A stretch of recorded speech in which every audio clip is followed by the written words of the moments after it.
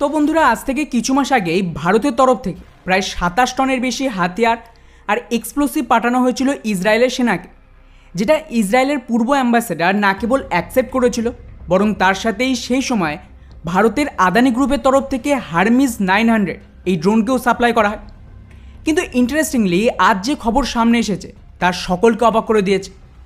Report অনুযায়ী ভারতের তরফ থেকে ইসরায়েলের সাথে আরও একটা ডিফেন্স ডিলের আন্ডারে 100-200 নয়, একসাথে 10,000-এর বেশি এই জাতীয় সুইসাইড ড্রোন পাঠানো হয়েছে ইসরায়েলের সেনাকে। আর এটা কিন্তু কোনো মিডিয়া রিপোর্ট নয়, বরং পুরোপুরি অফিসিয়াল খবর।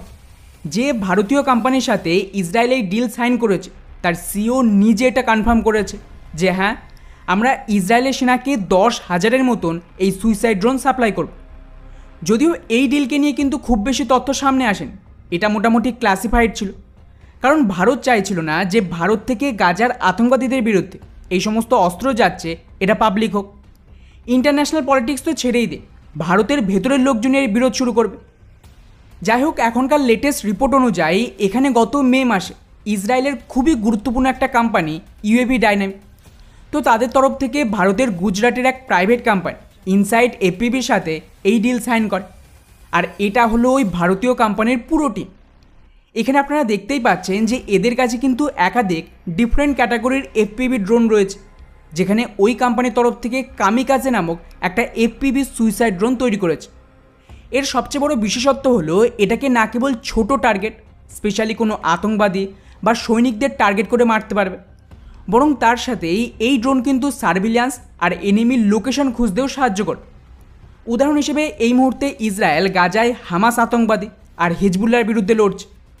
এখানে সমস্যা হলো এই হামাস আতঙ্কবাদীরা গাজার বাকি যে সাধারণ লোকজন রয়েছে তার মধ্যে মিশে থাকে, এবং এদের বাঁচানোর জন্য এই সমস্ত লোকজন বা বাকি যে ফিলিস্তিনি জনগণ এরা একটা ডিফেন্স গার্ডের মতন কাজ করে।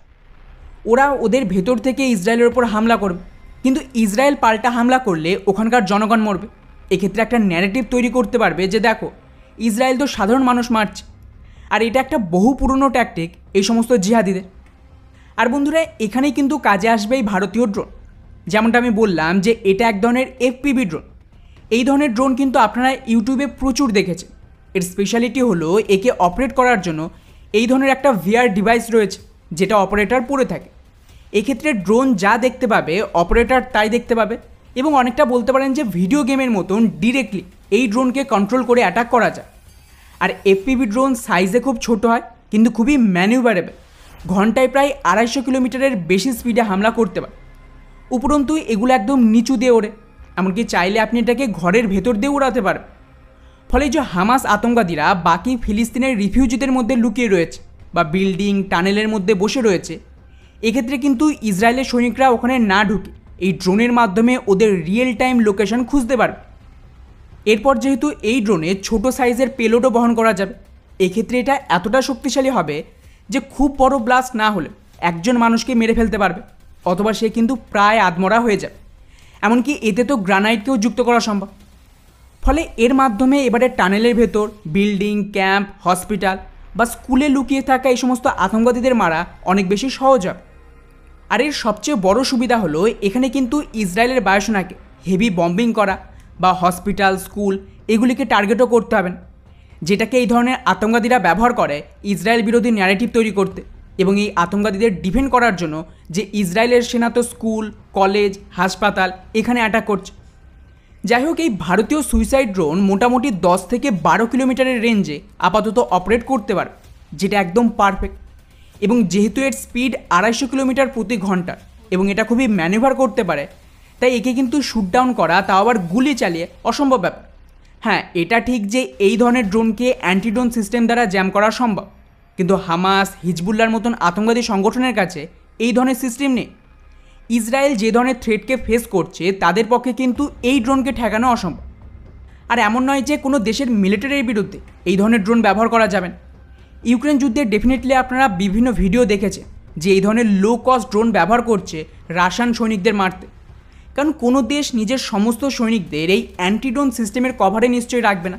সেক্ষেত্রে এগুলো ব্যাপক কাজে আসবে এই ইন্ডিভিজুয়াল সৈনিকদের টার্গেট করতে। আর শুধু তাই নয়, এখানে আরও একটা ফিচার রয়েছে। মনে করুন যে এই ড্রোন কয়েক হাজার কিলোমিটার দূরে রয়েছে, ওখানে একে কন্ট্রোল করা সম্ভব নয়, কারণ এর রেঞ্জ মাত্র 10 কিলোমিটার। এক্ষেত্রে যদি এই ড্রোনের 10 কিলোমিটারের রেঞ্জে কোনো ট্যাবলেট, মোবাইল এই ধরনের কোনো ডিভাইস বা সিস্টেম থাকে এবং তার সাথে 4G আর 5G নেটওয়ার্ক থাকে, সেক্ষেত্রে কিন্তু এই 4G বা 5G নেটওয়ার্কের দ্বারা এই ড্রোনকে ওই ডিভাইসের সাথে কানেক্ট করা যাবে এবং মোটামুটি কয়েক হাজার কিলোমিটার দূর থেকেও এই ট্যাবলেট বা মোবাইলের মাধ্যমে ওই ড্রোনকে কন্ট্রোল করা যাবে। অর্থাৎ এটা আতঙ্কবাদীদের বিরুদ্ধে ব্যাপক গেম চেঞ্জারের কাজ করবে। যদিও এই ডিলের পুরো ইনফরমেশান নেই যে কত মিলিয়ন ডলারের ডিল ছিল, কিন্তু বলা হচ্ছে যে আগামী কয়েক বছরের মধ্যেই ধাপে ধাপে এই সমস্ত ড্রোনের ডেলিভারি করা হবে। ফলে বন্ধুরা, ওভারঅল যেভাবে ইসরায়েল ভারতকে বিপদের দিনে হাতিয়ার দিয়ে সাহায্য করে, ঠিক সেইভাবেই ভারতও কিন্তু নিজেদের মিত্র দেশকে বিপদের দিনে লাগাতার সাহায্য করছে, যেটা না কেবল ইসরায়েল বরং আমাদের হাতিয়ার রপ্তানির ক্ষেত্রেও একটা বড় সফলতা ছিল যে এখন ইসরায়েলের মতন দেশও ভারতীয় অস্ত্র ব্যবহার করছে। বাকি এই পুরো বিষয়টিকে নিয়ে আপনাদের কি মনে হয় নিচে অবশ্যই কমেন্ট করে জানাবেন। জয় হিন্দ।